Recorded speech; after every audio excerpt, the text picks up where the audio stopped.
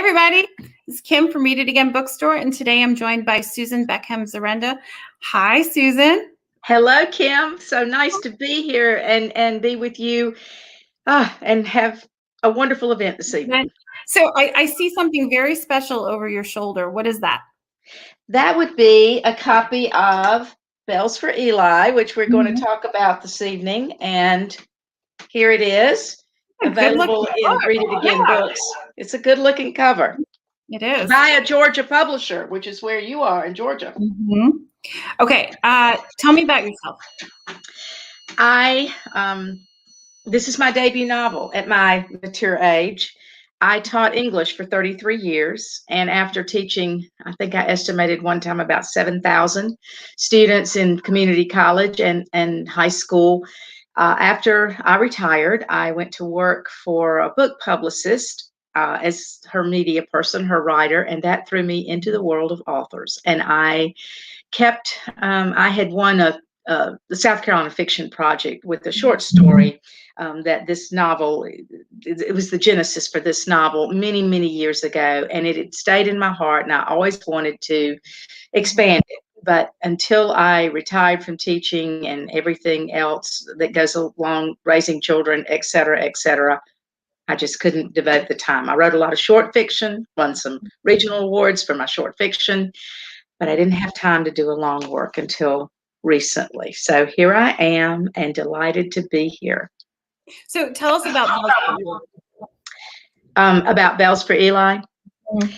It is the story of two first cousins who grow up across the street from each other in the small town South of the 1960s. And I'm going to talk about the small town South in the 1960s and talk a little bit more as we go along about Bells for Eli. So if you would like to start that venture, we'll do it.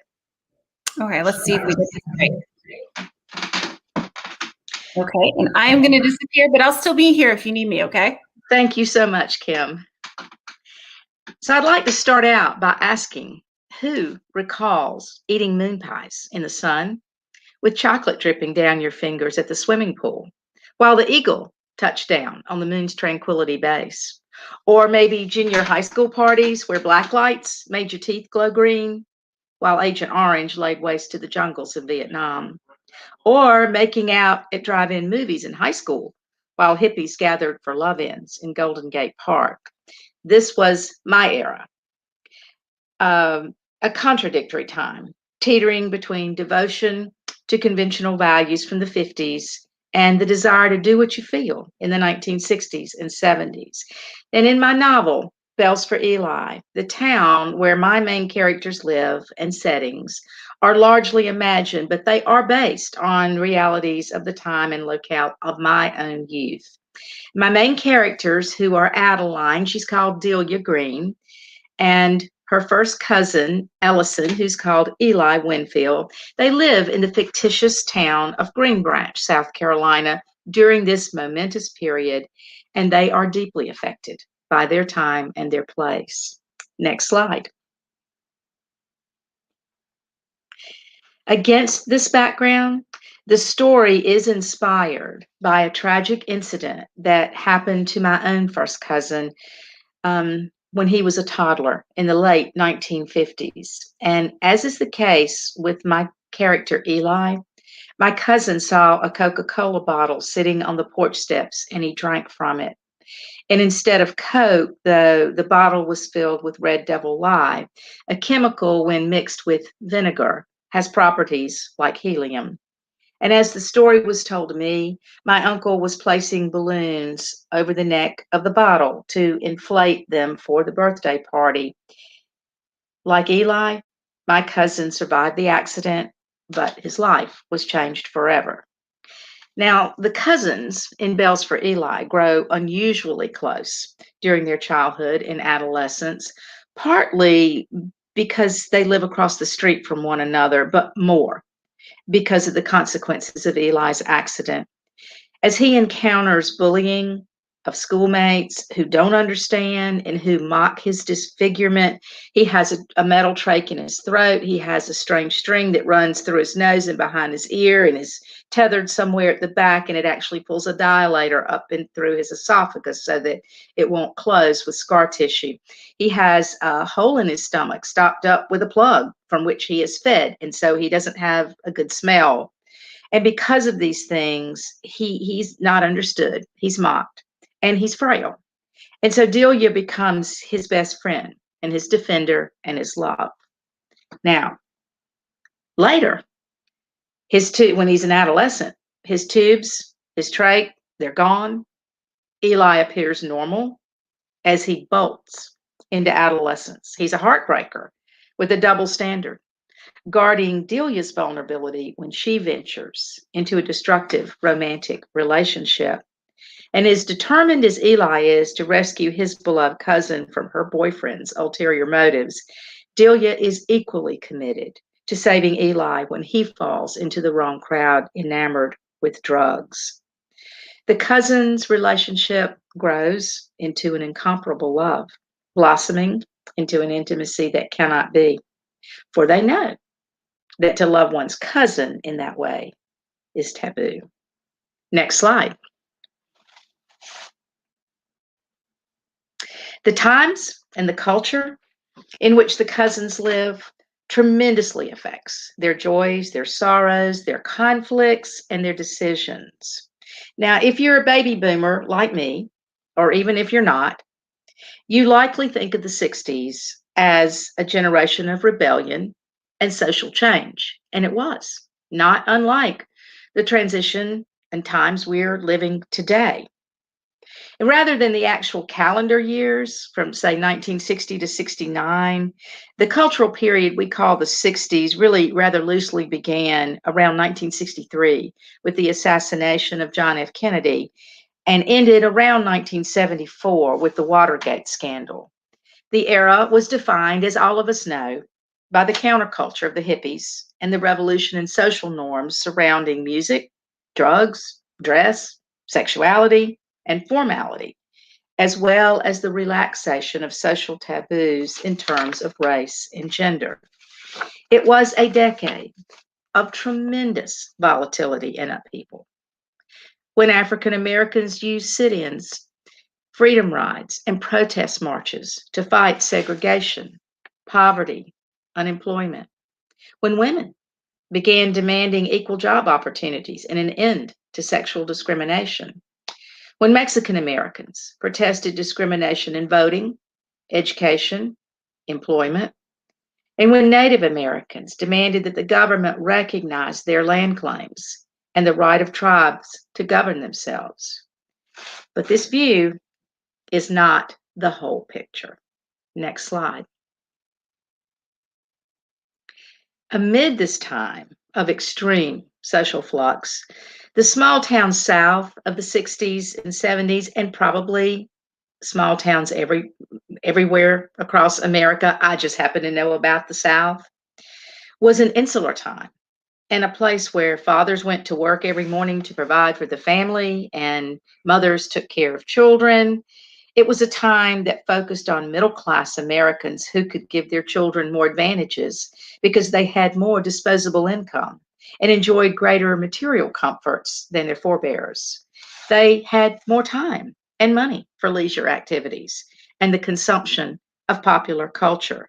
So the counterculture of the 60s, as significant as it culturally was, belonged to the margins of American society, or at least the mainstream in my southern town went about business as usual, climbing the husband climbing the career ladder, the mama driving the kids to school, folks eating dinner together each night, as you see in the slide, at the same time every evening, and so forth, living the American dream of home ownership and the nuclear family and social prestige. So as children of the 60s, my main characters, Eli and Delia, like me, are members of the baby boomer generation, the largest single generation up to that point in American history, though I have read that the millennial numbers may have overtaken that. I'm not sure. But this generation, when they were young people, had a tremendous effect on popular culture because of their sheer numbers. And popular culture had an equally powerful influence on them. Next slide. The baby boomers developed a greater generational consciousness than previous generations, and they sought to define their identities in numerous ways, particularly through music. And though Delia's and Eli's musical tastes sometimes intersect in the popular songs that are portrayed in Bells for Eli, and there is a lot of music, as the title suggests, in Bells for Eli, the differences in their preferences characterize the contrast between the status quo, which you can see with Tommy Roe's album there, and in their small town, and the nonconformity of the counterculture, as you see with Led Zeppelin on the other side. Emerging from the introduction of rock and roll of the 1950s that celebrated themes of young love and freedom, think of Bill Haley and the Comets. Now, believe it or not, they provided youth with an anthem for rebellion with Rock Around the Clock. That's very hard to imagine now. And Elvis Presley's gyrating hips that were censored on the Ed Sullivan Show. And I remember seeing that show, you could see the singer only from the waist up. Well, 1960s music, popular among teenagers, split into a number of genres, as it does today. The major divide being between what was commonly called soft and hard rock. Exhibiting his rebellious spirit in the novel, Eli gravitates toward hard rock. Groups like Led Zeppelin, The Who, The Grateful Dead. His favorite songs are A Stairway to Heaven and A Whiter Shade of Pale. With its emphasis on overt masculinity and sexuality, hard rock typifies Eli's behavior. Also, in part because of the tremendous trauma of his childhood, Eli wants to escape his feelings. Consequently, he becomes a risk taker with a rebellious spirit, and hard rock music, aligned with the drug culture, lures him. I'm going to read a short passage from the novel. It's a scene in which Eli and Delia have come home from a dance. He has taken her there to a really fancy dance in Columbia, South Carolina, to try to get her over a destructive relation, what he sees as a destructive relationship with a boyfriend that keeps treating her like a doormat. And when they are coming home, they've stopped the car, and Eli plays his favorite song on the 8-track tape. Eli reached into the console and retrieved a tape. He turned the ignition and inserted his 8-track of Led Zeppelin 4. It started on Black Dog. I knew what was coming, and this is Delia. She's the narrator of the novel. I knew what was coming soon. The favorite song of Eli's life, Stairway to Heaven. He loved its aggression and emotion, unresolved and mystical. He loved it too because it was lonely. The tender opening chords began on the guitar.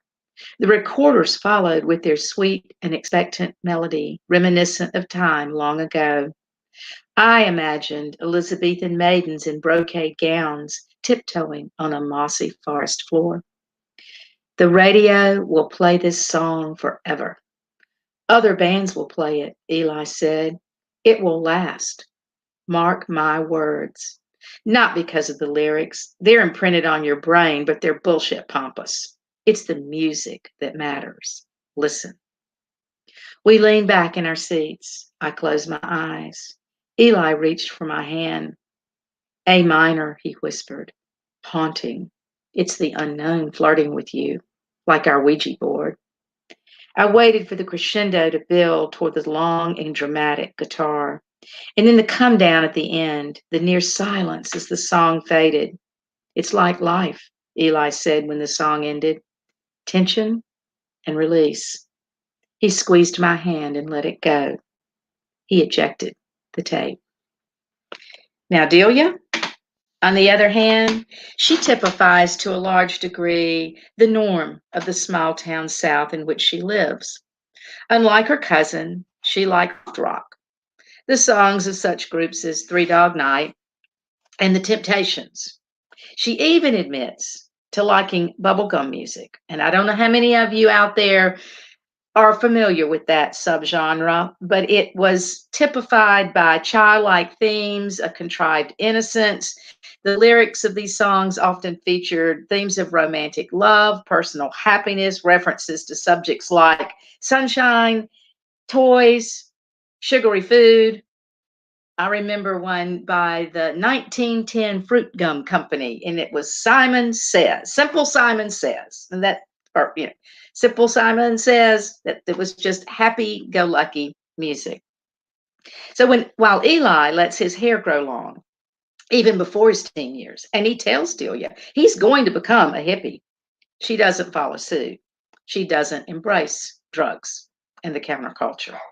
Still, Eli is not completely content. She is not like her best friend Neely, who feels secure in the way things are. Delia exhibits a desire for independence beginning in grammar school when she chooses, next slide, a career outfit for her Barbie doll, not a house dress and apron such as Delia's mother wears. Though Delia has no notion, really, of the coming women's liberation movement during her youth, she knows herself.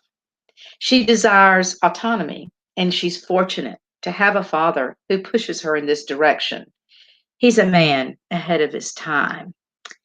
And it's on my right, all the way over to the airline stewardess Barbie, who debuted in 1961. This is the first Barbie outfit I remember having. My grandmother bought this for me. And I can remember my grandmother was a florist, and she raised her daughters on her own. And I remember her saying that she was glad that my doll could have a profession. And I included a little touch of that in the novel. I wanted to read another passage, and this one occurs when Delia returns home after she and her cousin Eli had been victimized in Eli's yard by new boys in the neighborhood. And this is right after, not long after, Eli no longer has the trach. He's looking normal on the outside, but he's still frail to some extent. He's still compromised, but he longs to be accepted. They play a game in his yard. It doesn't turn out well. The boys are extremely mean to Delia and Eli. And this is the conversation that Delia has with her mother about it after she has come home from Eli's yard.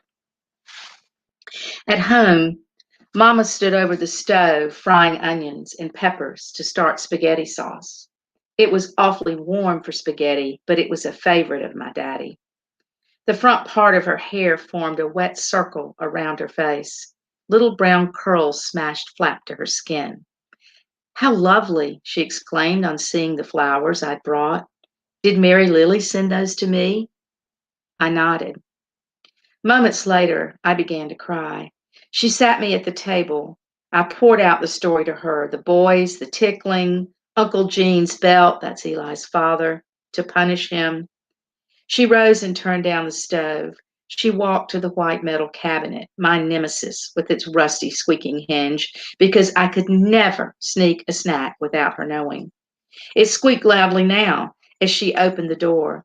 She held out a small green bottle, one of her coveted Coca-Colas. My heart leaped.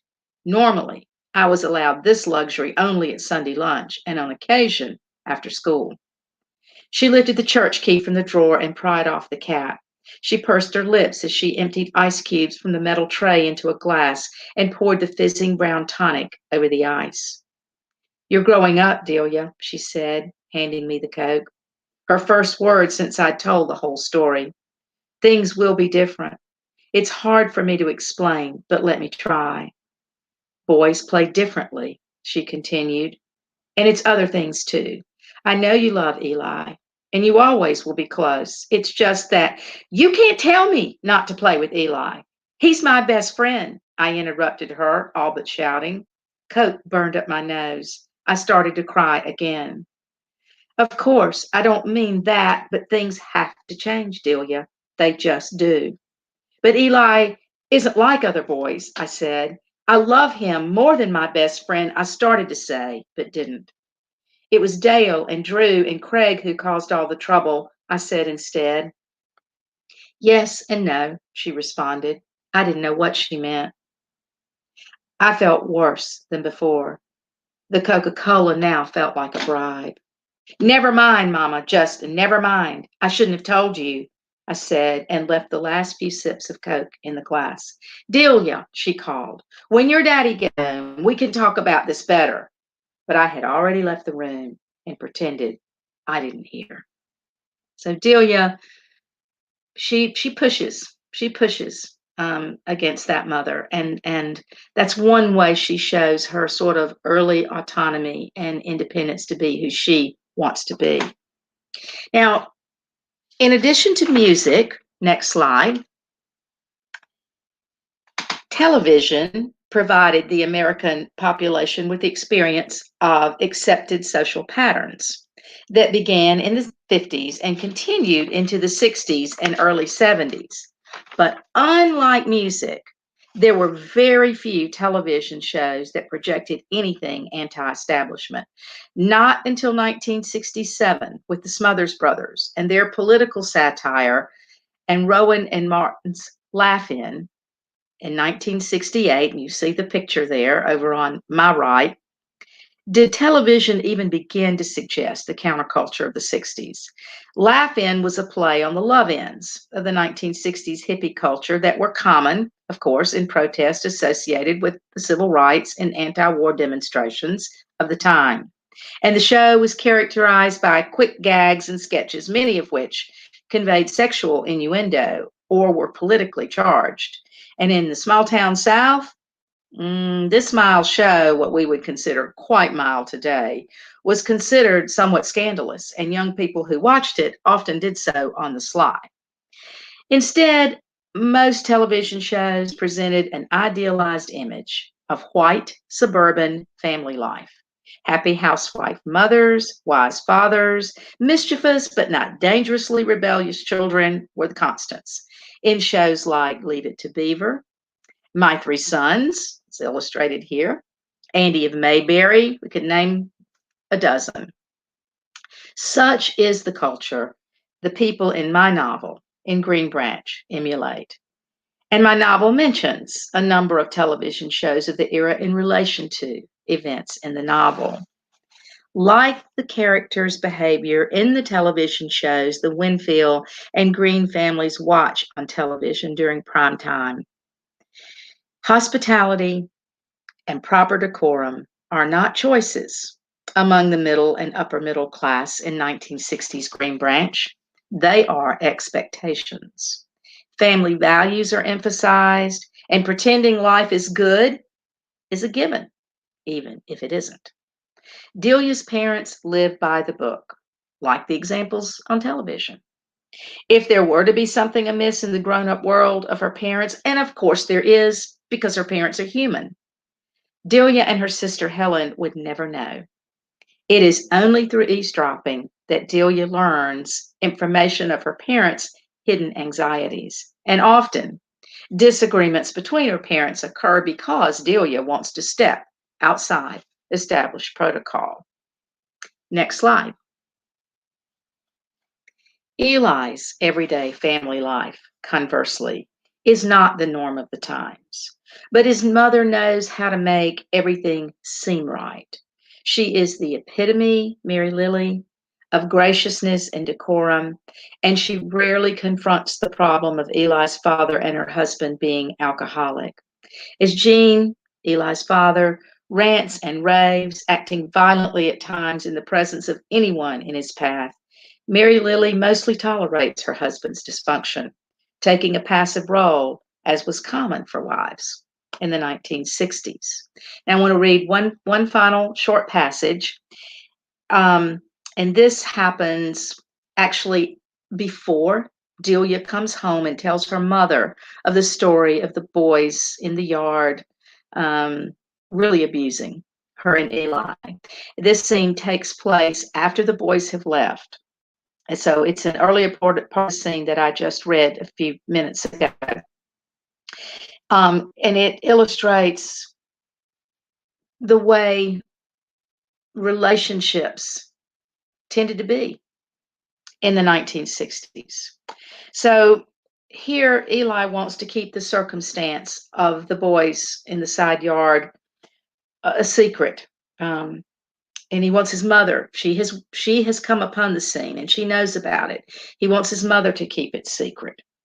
And in this scene, Delia observes her aunt's, that's Mary Lily, passivity as her Uncle Gene prepares to punish his son for speaking rudely to his mother. Apologize before we go inside and mean it, or the licks with this belt will be twice as many, Uncle Gene commanded. I'm sorry, Eli said stiffly, and then I saw him mouth to his mother, don't tell him. Don't tell anyone what happened. At that moment, no one on the porch was the person I thought I knew. Not Eli, compressed with anger, nor Mary Lily, sitting statuesque, though clearly I saw her eyes brimming. And especially not Gene, unyielding, his caterpillar eyebrows drawn together toward the bridge of his nose. I had no concept of the beating that awaited Eli. The most I ever got was a couple of pops on the bottom with Mama's green hairbrush. My father's hand had spanked me only once. When I lied to him about emptying green peas from my plate, I detested them. Behind the kitchen door, next to my seat at the dining table, I insisted Helen had pitched the peas. I was spanked for lying, for blaming my sister, not for hating peas. I thought Mary Lily would speak up on Eli's behalf, but she never moved or said a word. She sat in that same position until Eli walked ahead of Jean into the house. I realized this beating was not a first time occurrence when she took a deep breath and exhaled very slowly. I didn't know what to do. I was frightened. If I'm honest, though I had never been his victim and Eli never told me anything concrete, I knew Uncle Gene possessed an inclination to be cruel. My aunt abruptly stood, reached out, took my hand. Shaking out her skirt, she asked me to walk with her to the back garden. She stood tall and straight, her willowy figure still composed. I wondered if she was taking me from the house so I wouldn't hear Eli react from inside. But I could not imagine my resolute cousin surrendering to screams. Nevertheless, she hurried me away and held my hand all the way as we walked, remarking she had late zinnias bloom and would cut some for my mother. Ellison will be fine, she said finally, and squeezed my hand. I didn't think he would be fine at all. I didn't think Mary Lily was in some kind of denial. I thought she was scared too, of Uncle Gene, who never even asked Eli to explain, who was whipping my cousin with his belt. Next slide. Now, if she were a capable, talented woman in today's world, Mary Lily would not likely stay with an alcoholic, volatile husband. And she is a capable, talented woman. She is a pianist. Was schooled at Juilliard. But divorce was rare during this era, and especially so in the small town South. In my own life in South Carolina in the 60s, I knew of zero, no couples among my parents' friends who were divorced. I recall overhearing a discussion between my parents about one of my mother's close friends who wanted to leave her alcoholic husband. My mother said she knew how this woman suffered, and my father agreed. My parents hoped she might take her children and leave the abusive relationship. In the end, though, my mother's friend decided it would be too disgraceful to leave her husband.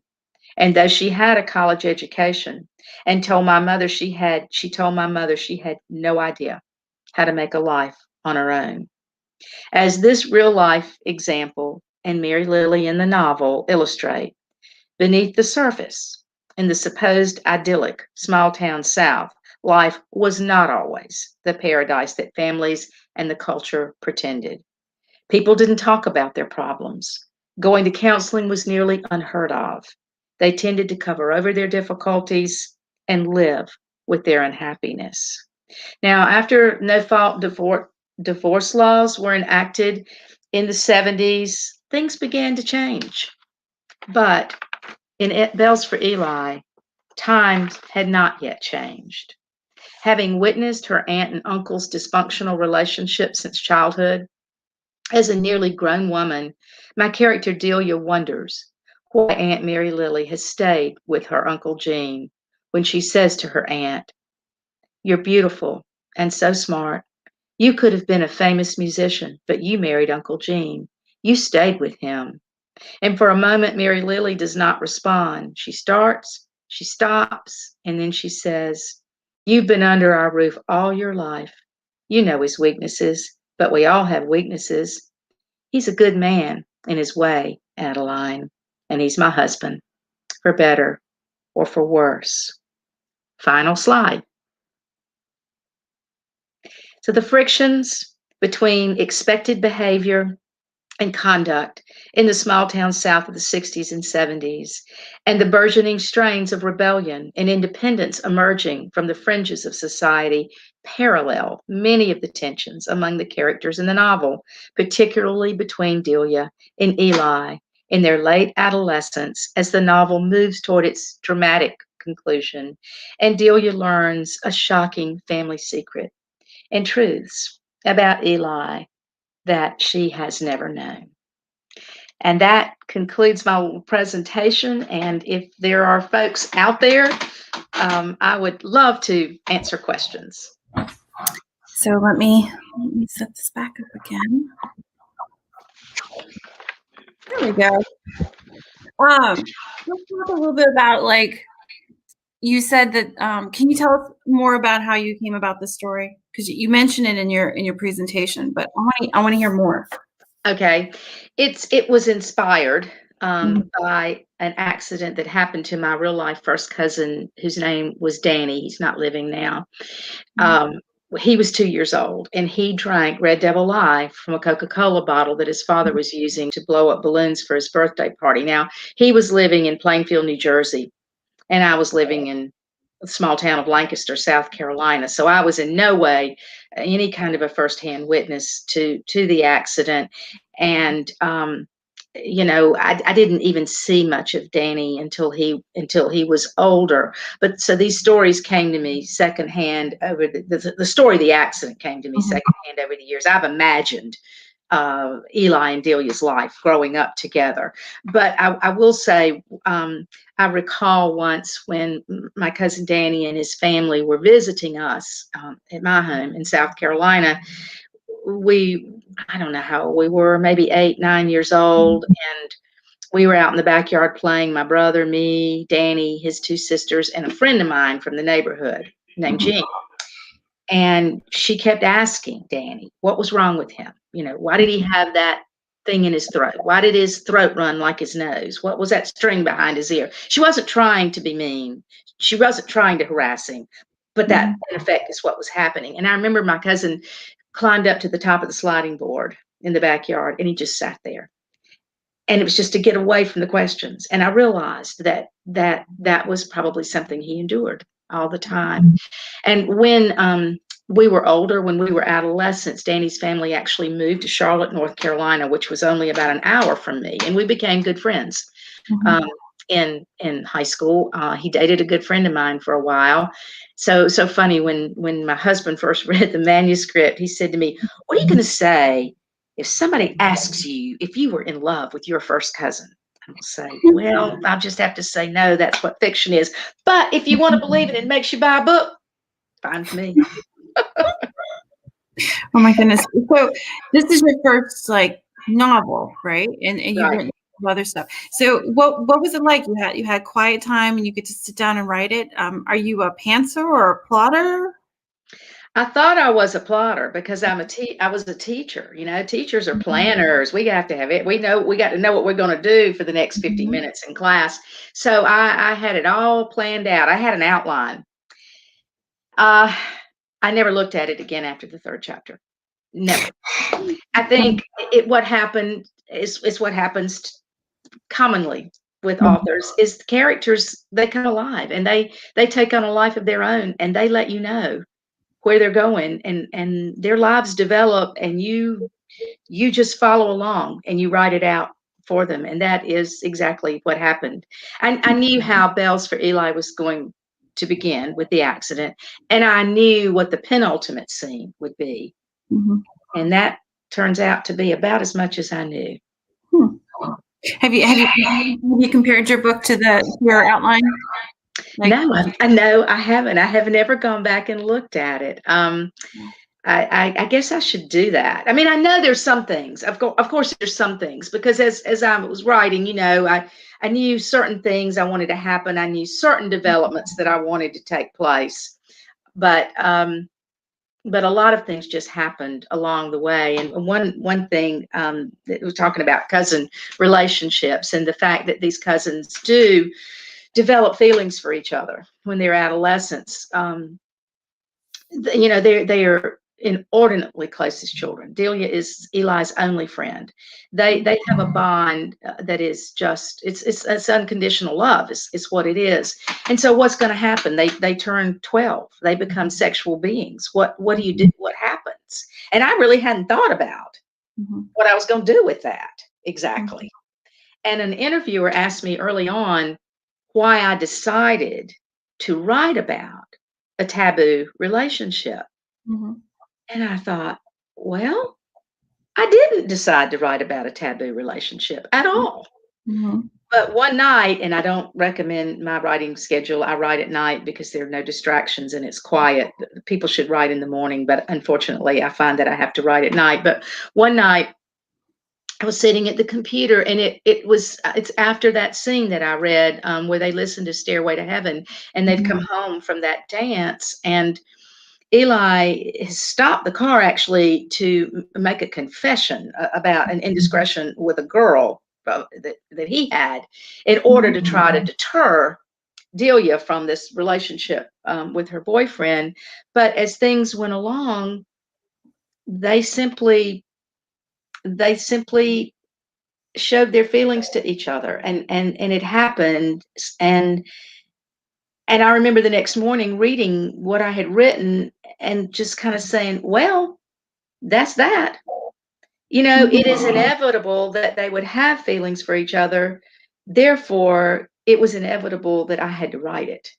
And that's the way it is. Now, they fight those feelings, and nothing, I don't want anybody to think I've got some like yucky whatever, but it was just a natural progression. Mhm. I know you were writing last night. What are you working on now? I am closing in on a draft for a second novel, not set in the past, like this one is, but set. It's set in 2012, Mhm. because I wanted it to be set before technology took over in the classroom, before everybody had a computer up in front of his or her face. So I set it in 2012. It does that. One of the main settings is a high school. I know a lot about teaching English in a high school. But the English teacher is not me. She is so much nicer and funkier than I ever was. But it's three main characters: a female English teacher, a white boy who's very wealthy and very, very brilliant, and a biracial girl who lives in a motel. And the boy and the girl meet when the boy finds himself unexpectedly in a day of in-school suspension, a place he would never thought he would land. And so the novel takes off from there. So we'll see. Well, I'm weird sounds going on. Do you hear it too? Is it just me? I kind of hear you coming and going a little bit. Okay. Well, we have copies of Bells for Eli in stock. Susan, you're local, so if you're ever in the area, please stop by and find them. I would love to do that. I would love to do Mhm. that, and I could send you some signed book plates as well. That'd And be as cool. and as soon as we open up, I would absolutely love to come and visit the store. I'm Mhm. just, I'm can't wait, and I hope that you get it all put Fixed back up. together. You've Yeah. had that bad situation the Right. last 3 weeks, and got to get Yeah. your whole thing wrapped back into the beautiful package of the store again. Oh, thank you. Yeah, I know. I'm ready. I was in our original bookstore the other day, and I was like, I miss you. I'm like touching Oh, walls, and I'm like, I am ready to come home. So, oh, I know mhm. it. Well, I mean, and there's nothing like being in a bookstore. Mhm. There's something spiritual and mystical and tactical at the same time. I mean, I think it would be, it's kind of like that being in a library too. There's just, it's a wonderful, wonderful experience. So it must be something wonderful when you're not taking care of flooding Yeah. to get to be in your bookstore every day. Yeah, I miss it. All right, guys. Well, thank you everyone for joining us. Sorry about the sound. Um, We have copies in stock to support your local independent bookstore. You don't have to buy Bells from Eli from us, but we would love it if you did. I'll put So would links in I. okay. I put links in the comments where you can find the book, and I also put a link to Susan's website so you can read up on her. It's a cute website. I like it. She did a good Thank you. job. Yeah. Okay, guys. Well, let's put this up, and good night, everybody. Have a good Oh, day. good night. Thank you so much, Kim. Thank you. Enjoy being with you. Oh, thanks.